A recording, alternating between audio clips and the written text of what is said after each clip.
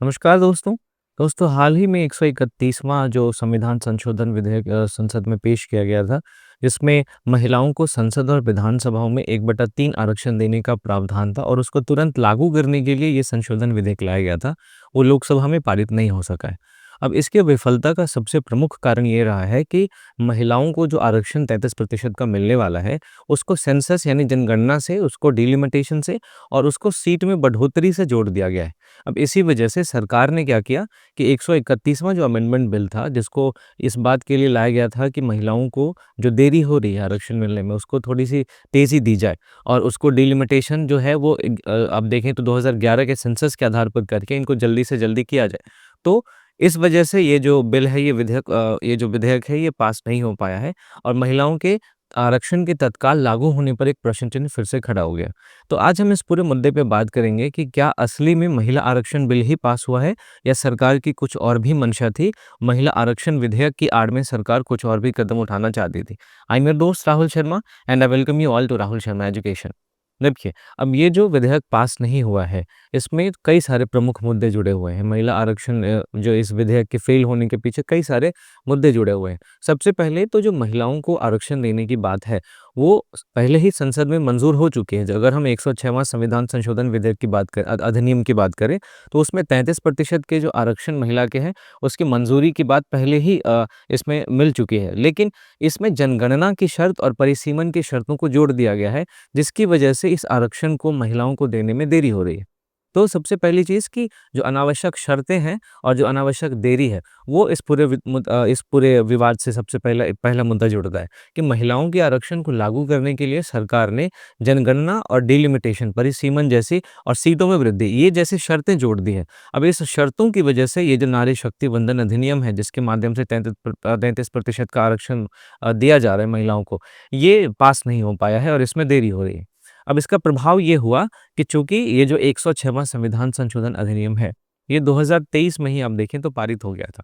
तो 2023 के बाद से महिलाओं को 2024 में भी आरक्षण मिलना चाहिए था, लेकिन इसमें जो शर्त थी डिलिमिटेशन की और जनगणना की, इन शर्तों की वजह से ये ना तो 2024 के चुनाव में लागू हो पाया और ये ना ही ये तब तक लागू हो पाएगा जब तक कि हमारे देश में डिलिमिटेशन नहीं हो जाता है। डिलिमिटेशन के बारे में मैंने ऑलरेडी एक वीडियो में अपने पॉलिटी वाले में बात करी है, आप उसको देख सकते हैं। तो जब 2024 में भी चुनाव में लागू नहीं हुआ, तो इससे जो महिलाओं का प्रतिनिधित्व था, जो कि पहले से ही बहुत कम है, अगर हम संसद में बात करें तो 14% के लगभग है, विधानसभाओं में भी लगभग 10% से नीचे है। तो पहले ही जो महिलाओं का प्रतिनिधित्व कम है, उसमें हमें और भी ज़्यादा कमी देखने को मिलेगी। तो निष्कर्ष हमें ये निकल रहा है कि ये जो सुधार है, जिसमें महिलाओं को आरक्षण देने की बात की जा रही है, ये सुधार लागू होने के बजाय और टलता ही जा रहा है। तो पहला मुद्दा तो इस पूरे विधेयक से जुड़ा हुआ ये था।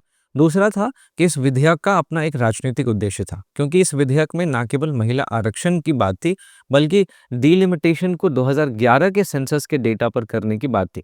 जबकि डिलिमिटेशन जो है वो नवीनतम जनगणना के अनुसार होना चाहिए और नवीनतम जनगणना जो है वो 2021 वाली अभी चल रही है, तो जब तक ये पूरी नहीं होगी तब तक डिलिमिटेशन नहीं होना चाहिए। तो सरकार ने क्या कहा कि जो हम महिला आरक्षण को जल्दी से जल्दी लागू करना चाहते हैं। तो 2021 के जनगणना के आधार पर नहीं, बल्कि हम 2011 के जनगणना के आधार पर ही जो डिलिमिटेशन है वो करना चाहते हैं और इसके माध्यम से फिर महिलाओं को आरक्षण जो मिला हुआ है 106वें संविधान संशोधन के माध्यम से, उसको तत्काल तरीके से लागू करना चाहते हैं। तो आप देखिए कि जब डिलिमिटेशन में 2011 के जनगणना के डेटा का इस्तेमाल किया जाएगा, पुराने डेटा का उपयोग होगा, तो इसमें जो नई जनगणना की माँग हो रही है, उस नई जनगणना की माँग जो है वो भी कमज़ोर हो जाएगी और इससे विपक्षी पार्टी ये कह रहे हैं कि 2011 के सेंसस के डेटा के आधार पर अगर डिलिमिटेशन होता है, तो इससे बीजेपी और जो एनडीए है, जो सत्ता में धीश दल हैं, उन सत्ताधीश दलों को काफ़ी फ़ायदा हो जाएगा। क्योंकि पहले भी मतलब असम में और जम्मू एंड कश्मीर में जब डिलिमिटेशन किए गए, तो वहाँ पे भी विपक्ष के द्वारा आरोप लगाए गए कि एक पर्टिकुलर पॉलिटिकल पार्टी को इस डिलिमिटेशन से फ़ायदा हुआ और फिर वहाँ पे जम्मू जो एनडीए की सरकार है, उसको फ़ायदा हुआ, ऐसा विपक्ष कह रही है। तो चूँकि पहले भी असम और जम्मू एंड कश्मीर में विपक्ष के द्वारा ये आरोप लगाए जा रहे हैं, इसलिए डिलिमिटेशन को 2011 के सेंसस के डेटा के आधार पर करने का जो बिल था, उस बिल को पास नहीं किया गया और इसीलिए भी जो महिला आरक्षण का विधेयक है, वो भी आप देखें तो पास नहीं हो पाया। तो एक तो फिर ये जो राजनीतिक उद्देश्य है, इस विधेयक से जुड़ा हुआ दूसरा मुद्दा था। इसके अलावा इससे तीसरा जुड़ा हुआ मुद्दा ये है कि अगर ये बिल पास हो जाता तो इससे एससी-एसटी प्रतिनिधित्व पर भी प्रभाव पड़ता। क्योंकि हमारे देश में जो अनुसूचित जाति और अनुसूचित जनजाति की सीटें हैं, जो लोकसभा में रिज़र्व्ड हैं, वो जनसंख्या के अनुपात पर आधारित होती है। अब अगर हम पुरानी जनगणना का उपयोग करते, 2011 के डेटा का उपयोग करते, तो ज़ाहिर-सी बात है, जो वास्तविक सीट की संख्या है, इनको मिलनी चाहिए, 2021 की जनगणना के आधार पर, वो इनको नहीं मिलती और इनकी जो सीटें हैं, वो वास्तविक संख्या से कम हो सकती थी। अब इसकी वजह से होता ये कि एससी-एसटी में जो महिलाएँ हैं, उनको डबल डिसएडवांटेज का सामना करना पड़ता है। डबल डिसएडवांटेज कहने का मतलब ऐसे समझिए कि आप एससी-एसटी को तो पहले ही जो सीट हैं, वो कम मिली है। अब इस एससी-एसटी सीट में से भी जो 33% की सीट महिलाओं को मिलेगी, तो इसमें भी आपको कमी देखने को मिलेगी। तो एससी-एसटी पूरी कम्युनिटी को नुकसान होगा और उससे फिर महिलाओं को भी नुकसान होगा अपनी सीटों में, अपने आरक्षण में। तो ये महिलाओं के साथ दोहरा जो है, वो डिसएडवांटेज इस बिल की वजह से देखने को मिलता। तो ये तीसरा इश्यू है और चौथा इश्यू इसके साथ ये था कि एक बहुत ही साधारण-सा सुधार था। ये जो 33% को का जो आरक्षण महिलाओं को देना है, ये बहुत साधारण-सा सुधार है। तो इसको कई सारे मल्टी लेयर में बना दिया गया, कई सारे चरणों में इसको विभाजित कर दिया गया, जिसकी वजह से इस विधेयक की, इस कदम की जटिलता और इस कदम की अनिश्चितता काफ़ी ज़्यादा बढ़ गई। जैसे जो मैंने आपको शुरुआत में ही बताया कि जो महिलाओं को मिलने वाला आरक्षण है, उसको सेंसस से, उसको डिलिमिटेशन से और उसको सीटों के एक्सपेंशन से जोड़ दिया जाना, कहीं न कहीं इसको तत्काल लागू करने को बाधित करता है और सरकार पर इसलिए आरोप भी लग रहे हैं कि अगर आपकी मंशा यही थी कि महिलाओं को 33% का आरक्षण मिले, तो आपको डिलिमिटेशन से जोड़ना ही नहीं चाहिए था।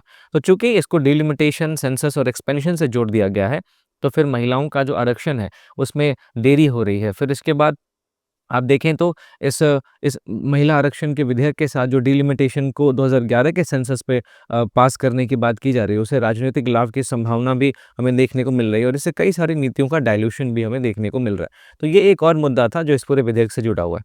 तो आखिरकार इन सारे मुद्दों का समाधान क्या है?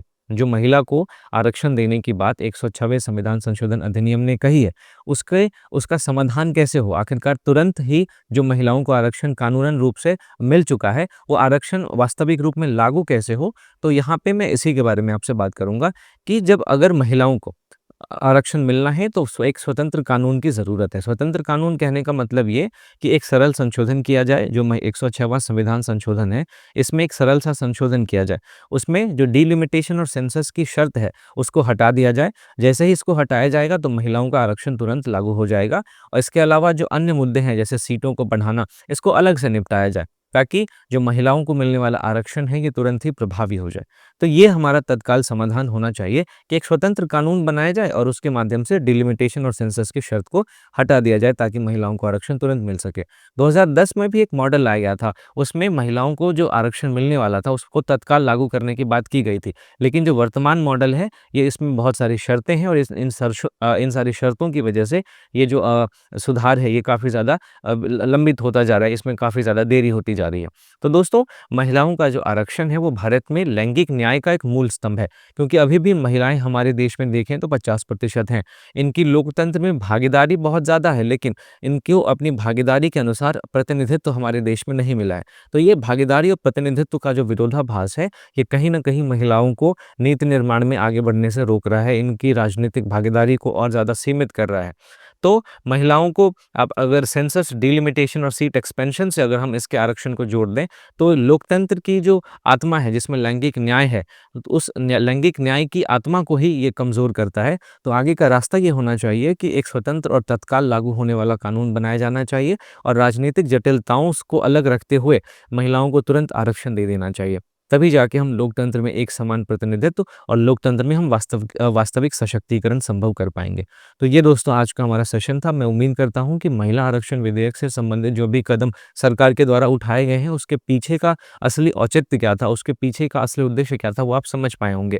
क्योंकि सरकार चाह रही थी कि 2011 के डेटा के आधार पर डिलिमिटेशन हो और इससे ऐसा माना जा रहा है कि सरकार को आने वाले जो चुनाव हैं, केरल में, असम में, बंगाल में, इन सारे चुनावों में इनको काफ़ी फ़ायदा मतलब हो सकता है। तो इसलिए ये 2011 के आधार पर डिलिमिटेशन करना चाहते थे, सीटों का एक्सपेंशन करना चाहते थे और इसके बाद इसकी आड़ में ये महिला आरक्षण जो है वो देना चाहते थे। तो ये असली मुद्दा था। मैं उम्मीद करता हूँ कि मैं जो भी बातें कहना चाह रहा हूँ, वो आप समझ पाए होंगे।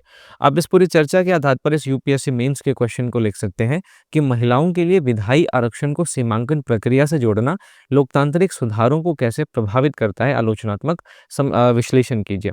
दोस्तों, इसके अलावा आप इस यूपीएससी के एमसीक्यू को भी सॉल्व कर सकते हैं।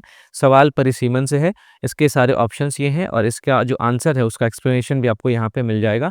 तो आप इसको खुद से सॉल्व कीजिएगा पहले, फिर जाके इसका एक्सप्लेनेशन देखिएगा। और अगर आपको इस सेशन का पीडीएफ चाहिए तो आप मेरे टेलीग्राम चैनल को ज़रूर जॉइन करें। राहुल शर्मा करंट अफेयर्स मेरे टेलीग्राम चैनल का नाम है और इसका लिंक आपको डिस्क्रिप्शन में मिल जाएगा। तो जाने से पहले इस वीडियो को लाइक करना ना भूलें, चैनल को सब्सक्राइब करना ना भूलें और अपने दोस्तों में शेयर करना ना भूलें। मिलता हूँ आपसे अगले इंपॉर्टेंट टॉपिक के साथ, तब तक के लिए थैंक यू फॉर वॉचिंग।